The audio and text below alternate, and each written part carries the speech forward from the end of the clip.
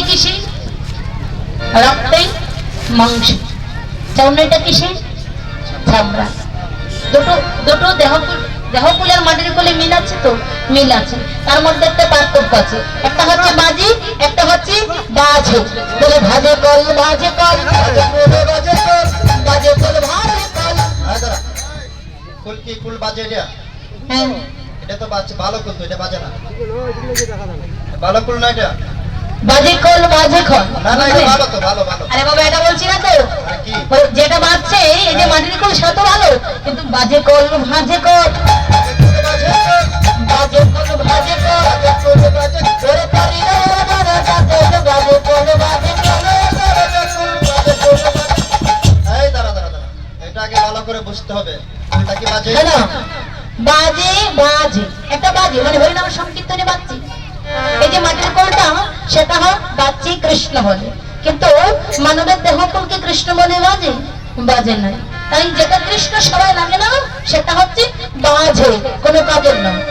তাহলে এত সুন্দর একটা দেহকুল, বজ্রযোগ্য দেহ, সেটা কৃষ্ণ বলে বাজে না কেন? এর কারণ আছে। কারণ কি? এই মাটির কুলের দেহটা, হৃদয়টা যেমন খোলা, আমাদের মানবের দেহ কুলের হৃদয়টা একেবারে খোলা নয়, কিছু ঝামেলা আছে। হরি বল।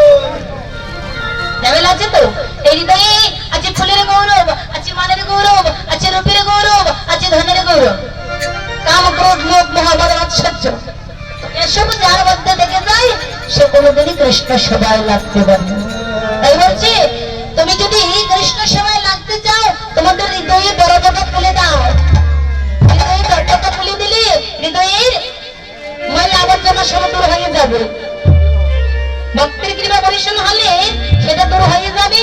কেননা যতক্ষণ পর্যন্ত তোমার হৃদয়ের কামনা বাসনা দূর হবে না, ততক্ষণ পর্যন্ত কৃষ্ণ প্রেমের হৃদয় হবে না। তাই করে তারা বলছে কি? বলে তারে না তারে না তারে না তারে না তারে না তারে না তারে না জানে না তারে না তারে না কৃষ্ণ ভজন জানে না, পারে না পারে না। কৃষ্ণ ভজন জানে না তারে না তারে না কৃষ্ণ ভজন জানে না, পারে না পারে না। আরে না, যে যারা কৃষ্ণ ভজন জানে না, কৃষ্ণ সেবায় লাগে না। কে কৃষ্ণ ভজন জানে না? যদি কারোর মধ্যে জটিলতা কুচলতা থাকে, কারোর মধ্যে অহংকার থাকে, সে কোনোদিন কৃষ্ণকে ভালোবাসতে পারে না। তো কৃষ্ণকে ভালোবাসতে হলে, কৃষ্ণকে পেতে হলে এসব তুমি পরিত্যাগ করে দাও। তাই খুব আবার বললে কি? বলে তাতইয়া তাতইয়া তাতইয়া তাতইয়া তাতইয়া তাতইয়া ওরে বড় দূরে তইয়া তাতইয়া তাতইয়া ফুলের গলা ফুলে গয়া পাতইয়া পাতইয়া। ওরে বড় দূরে তইয়া তাতইয়া তাতইয়া। গলা ফুলে গয়া পাতইয়া পাতইয়া। জয় রাধে, জয় নিতাই, জয় গৌর হরি।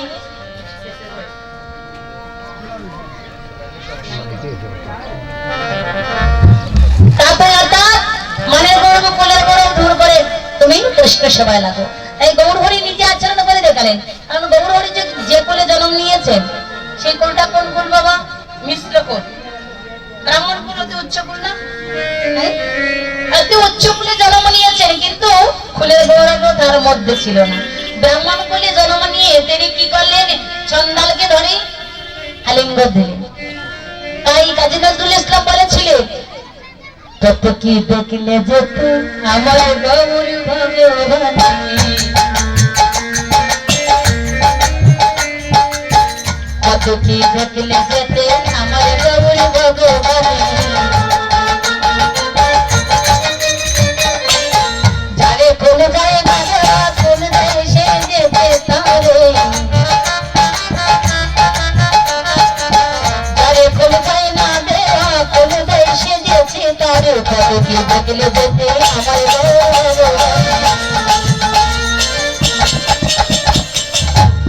আমার গৌর হরি যখন এসেছিলেন সেই সময় কিন্তু জাতির একটা ভেদাভেদ ছিল। এই ব্রাহ্মণ চন্ডালে কখনো মিশতেন। আমার চন্ডাল তো দূরের কথা, মানে সুতের অঙ্গ ছায়া যদি ব্রাহ্মণের গায়ে লেগে যেত, ব্রাহ্মণরা তাকে অপবিত্র হয়ে যেত, কখনো চন্দ্রকে স্পর্শ করতেন না। তো সেই উচ্চ কুলে জন্ম নিয়ে আমার গৌর হরি কি করলেন? যারে কোন যায় না দেওয়া কোন দেশে যেতে পারে, মানে চন্ডালকে সূচিকে, মানে চন্ডাল এবং শূদ্র ব্রাহ্মণ কিন্তু তাদেরকে স্পষ্ট করতেন না। কিন্তু আমার গৌর হরি ব্রাহ্মণ কুলে জন্ম নিয়ে, মিশ্র কুলে জন্ম নিয়ে যেতে সেচে দিরোহিনী চন্ডালকে গৌর দিয়েছিলেন। করো, তবে তুমি কৃষ্ণ প্রেমে লাভ করতে পারবে। এই গৌর হরি কি করলেন? কোন করে তাল নিয়ে এবার সকলকে নিয়ে জাতির ব্যাপারে পরিত্যাগ করে সুরধুনী গঙ্গার তীরে আজ হরিনাম সংকীর্তনের মেলা বসিয়েছেন। নবদ্বীপের জায়গার তো কোনো অভাব ছিল না। প্রতিদিন শ্রীবাসের অঙ্গনে গৌর হরি কীর্তন করতেন, তাই তো বাবা? শ্রীবাসের অঙ্গনে গৌর আমার কীর্তন করতেন, কিন্তু শ্রীবাসের অঙ্গনে আজ কীর্তন না করে করলেন কোথায়? সুরধুনী গঙ্গার তীরে। কেন করলেন? এর একটা কারণ আছে। কারণ হলো গৌর হরি শ্রীবাস অঙ্গনে প্রতিদিন কীর্তন করতেন। তো প্রতিদিন গৌর হরি যখন কীর্তন করছেন, একদিন সুরধুনী গঙ্গা শ্রীবাসের অঙ্গনে গিয়ে উপস্থিত হল। গিয়ে মহাপ্রভুকে ডাকলেন, বলছে মহাপ্রভু, মহাপ্রভু আমি তোমার কাছে এসেছি। মা সুরধুনী, তুমি সুরধুনী মা শ্রীবাসের অঙ্গনে এসেছেন। গঙ্গা পতিত পাবনী গঙ্গা, তুমি আমার কাছে এসেছো। হ্যাঁ প্রভু, আমি তোমার কাছে এসেছি বলে কারণ, প্রভু গো তুমি তো পতিত পাবন গৌর হরি, কত পতিত জনকে তরায়ে মিলি, কিন্তু প্রভু এই কলিতে যে আমি সুরধুনী হলাম, আমি যে পতিত পাবনী গঙ্গা, এই কলির কত পাপি তাপি কত পাপ করে, কত পাপ তাপ আমার জলে স্নান করে আমার মাথায় দিয়ে আসে। প্রভু আমি যে এই কলির জীবের এত পাপের ভার বহন করছি, প্রভু আমার প্রতি কি তোমার কৃপা হবে না? আমি কি কোনোদিনই মুক্তি পাবো না? আমার এই দুঃখের কথা আমি কার কাছে জানাবো? তাই আমি তোমার চরণে জানাতে এসেছি। তুমি তো পতিত পাবন গৌর হরি নাম দিয়েছো নদীয়ার বুকে। হে পতিত পাবন গৌর হরি, কত পতিতিকে ধরায় নেবে, কিন্তু আমার মতো পতিতিকে কি তুমি ধরাবে না? গৌর হরি বললেন, মা সেজন্য তুমি এসেছো? ও মা, সবাই যদি উদ্ধার হয় তো তোমাকে আমি কথা দিলাম, তুমি একদিন এই পাপ তাপ থেকে মুক্তি পাবে। বলে কোন দিন পাবে জানো? বলে কোন দিনে পাবো প্রভু? বলে শোনো, যেদিনে দেখবে আমি ভক্তগণ সঙ্গে নিয়ে তোমার সুরধুনী গঙ্গার তীরে হরিনামের মেলা বসিয়েছি। ভক্তগণ হরিনাম করছে, কীর্তন করছে, আর সেই কীর্তনে নৃত্য করছে। আর যখন ভক্তের চরণ ধুলি উড়ে উড়ে উড়ে উড়ে তোমার সেই পবিত্র জলে পড়বে, সেদিনে জানবে মা পতিত পাবনী, সেদিনে জানবে ভক্তের চরণ ধুলি পরশতে তুমি মুক্তি লাভ করেছিল। তাই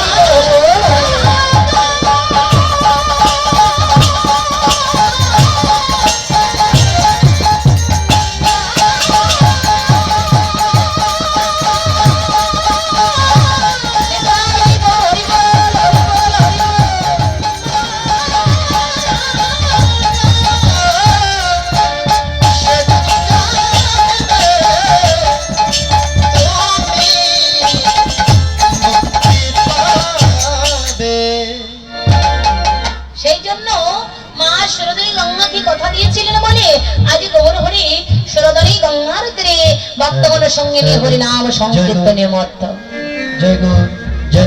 তো খেলতে খেলতে হরিনাম সংকীর্তন করতে করতে দেখতে পাচ্ছি কি বেলি অবসান হয়ে গেল। তাই বেলি অবসান দেখি গৌর হরি বললেন, ওরে অবসান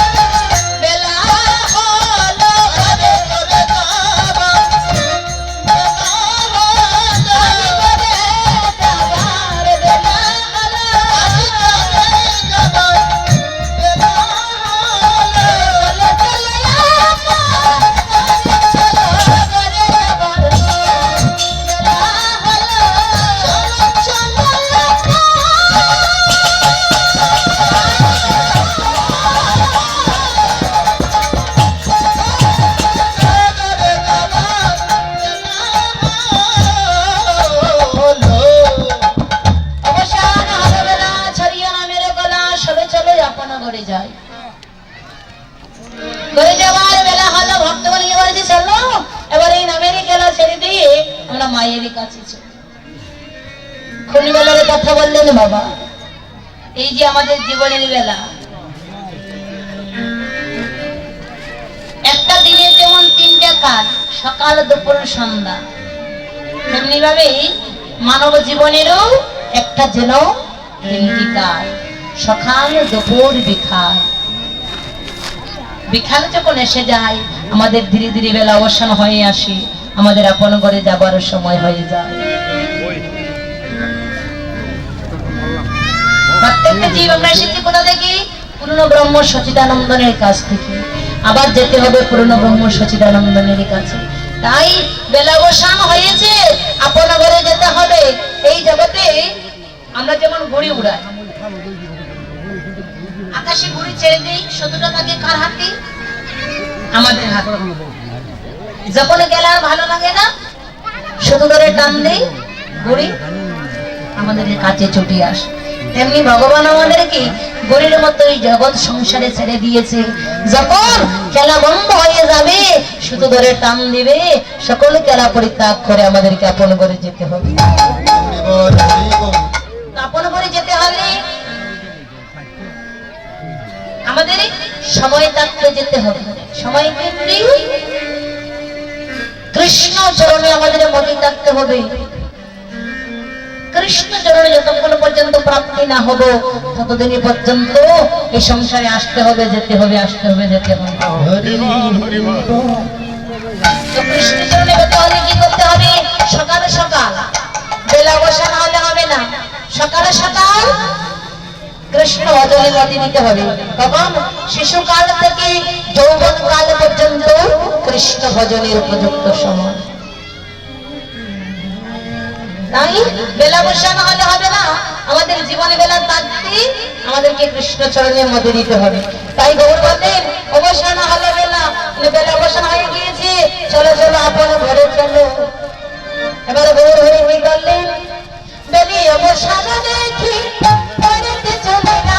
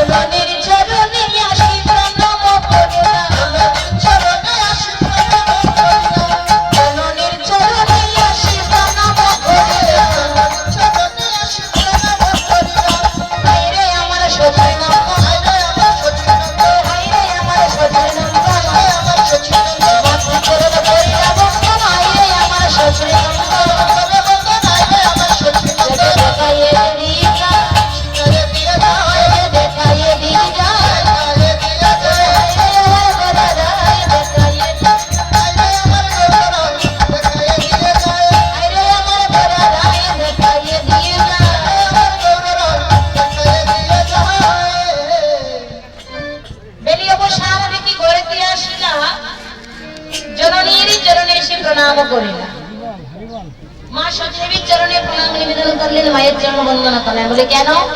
কারণ গৌর হরি এই জীব জগৎকে শিক্ষা দিচ্ছে, আমি যদি মাকে সম্মান না করি, এই কলি জীব মাকে সম্মান করবে না।